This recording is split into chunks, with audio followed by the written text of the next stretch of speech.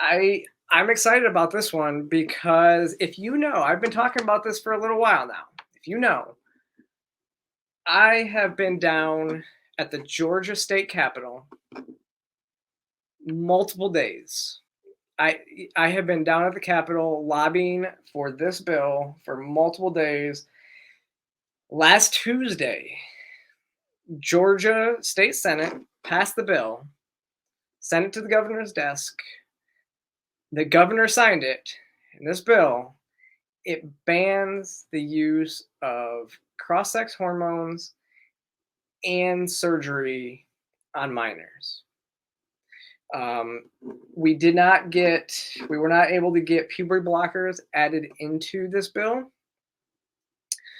But I think the fact that they can't, prescribe cross-sex hormones at the age of 16, like the Dutch model wants them to do, like all the studies show is based on the Dutch model. I think that the bill will still have the intended effect. I don't know any doctors that will actually be prescribing the hormones on children.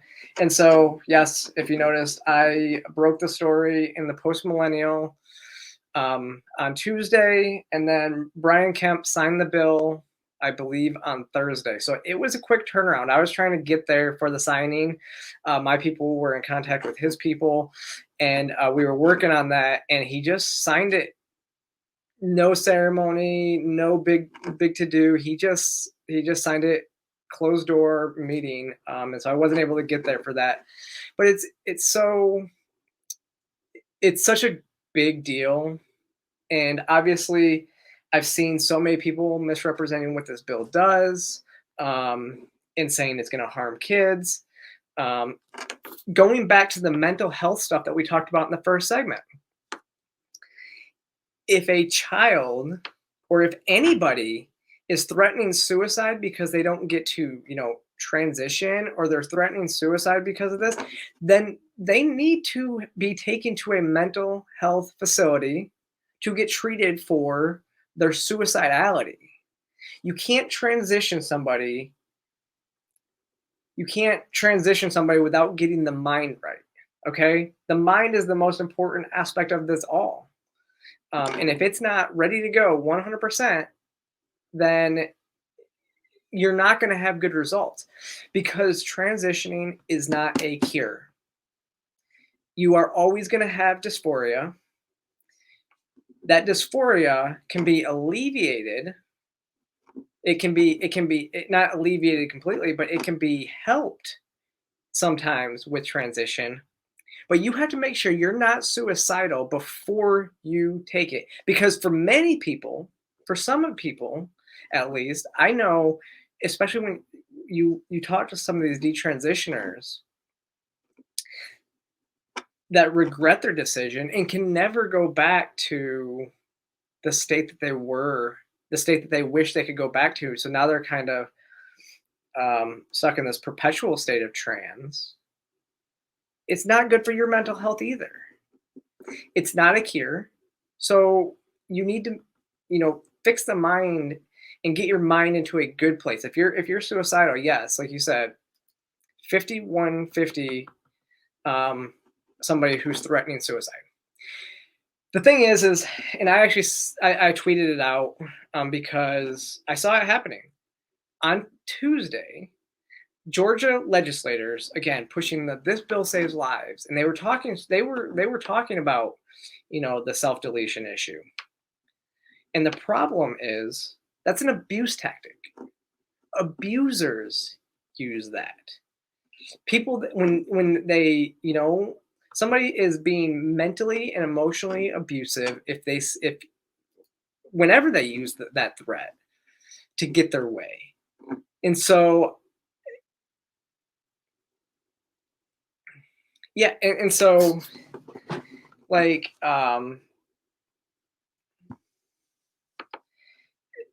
the mental and emotional abuse. I mean, if you're dating somebody and they threaten suicide because you're going to break up with them, that is a mentally and emotionally abusive situation. Over on Rumble 3am, 4P3L said, I quit school system shortly after watching autistic kids being funneled into trans. And it's one of the biggest issues that we're seeing in this whole thing is that most of the young kids, most of the young girls are on the spectrum. And having autism going through puberty, from if you watch my interview with Christina Buttons, she described going through puberty as somebody who is undiagnosed but on the spectrum. And it sounded exactly to me what gender dysphoria felt like when I was when I was going through puberty. And so I completely understood where she was coming from. It's an issue. And this is not something that kids can, consent to. And there was one I saw. Yeah. Psycho says, if kids can't get tattoos, smoke, drink, why can they chop off body parts? And it's not even just that. What's really really sad is one of the detransitioners that I know has spoke about this. They had a little bit rough go of it early on in life, and they thought this was good, and they had turned to self-harm in terms of cutting, and and so when they came out as trans and they had top surgery, it was like the surgeons were assisting in their self-harm, not trying to prevent it. They were assisting in it. And that's kind of what they're doing with a lot of these kids. And here in Georgia, this is actually when I went to testify, I had this in my speech. I said that in the state of Georgia, you are not allowed to get a tattoo under the age of 18, even with parental consent. Now, in some states, like Michigan and others, you are allowed to get a tattoo at minimum age 15, but your parents have to sign off on it. Georgia is not that way, and so it's one of those things where it's baffling that they would think that that's okay when tattoos can be removed. It's a long and painful process, but they can be removed. None of this is reversible. None of this is reversible.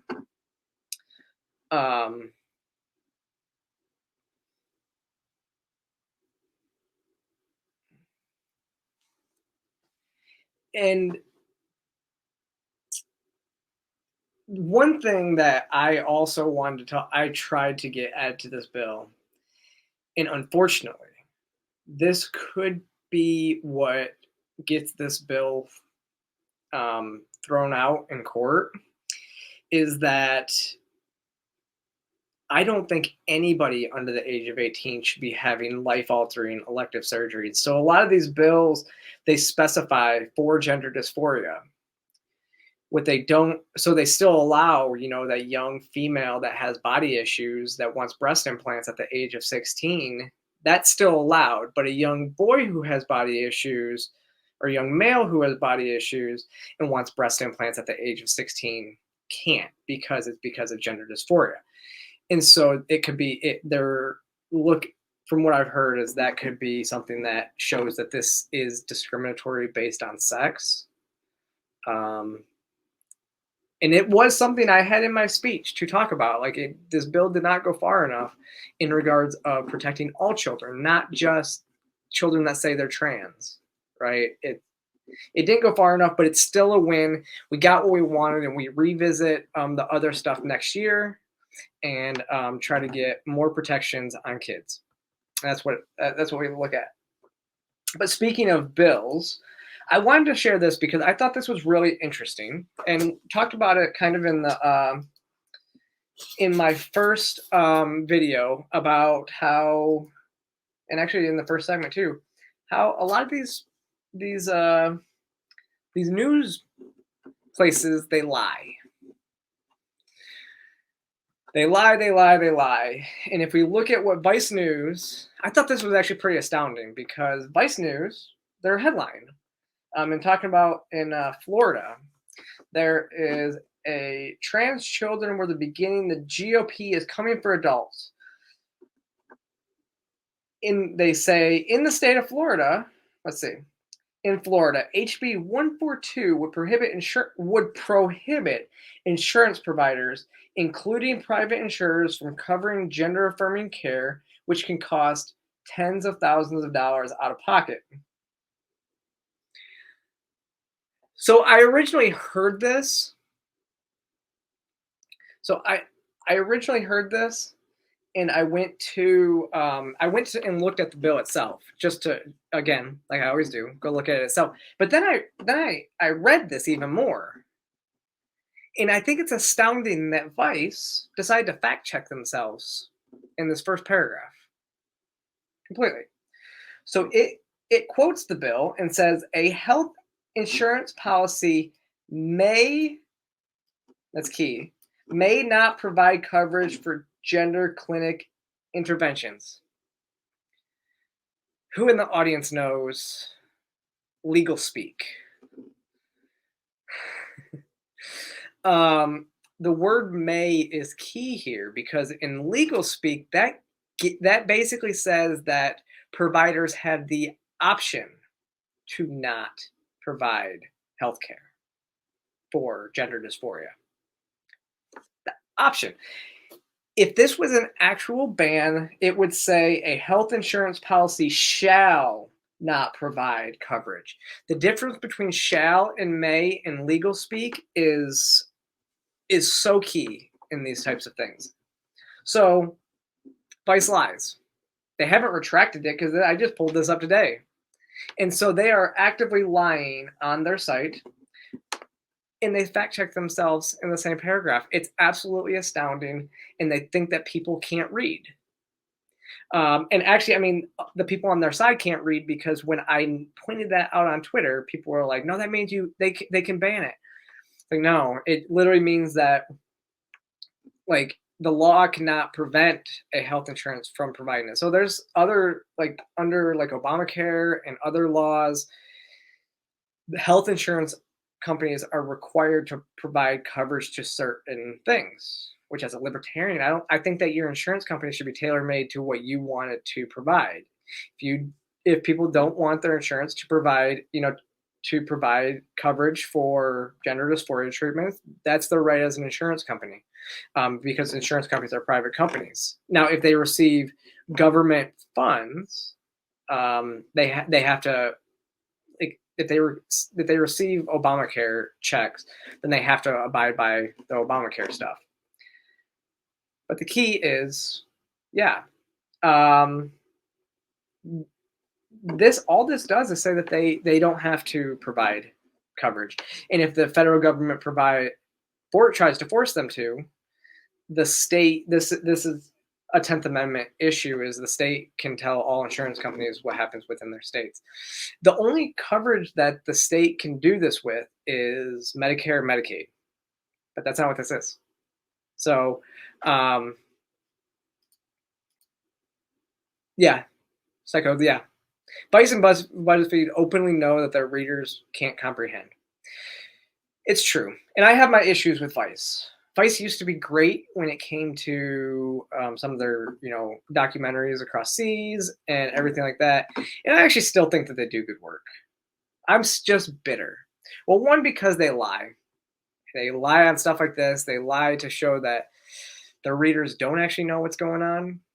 But I'm also bitter because I was supposed to be on a panel and the producer ghosted me. That panel with Sydney Watson and Eli Ehrlich, and that it was a feminist panel. I was asked to do it, and the producer ghosted me. I'm still bitter about that.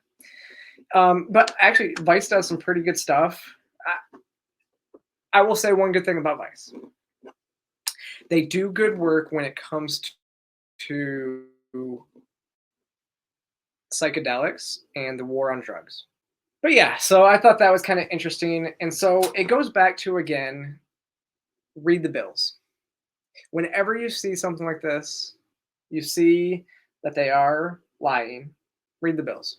Because the bills never say what the media's perpetuate, or the media and the activists claim they say. We saw that with the drag bill in Tennessee, saw that in a bill in Massachusetts, and now we see it with this Florida bill. Heck, we've even seen it with my bill in Georgia.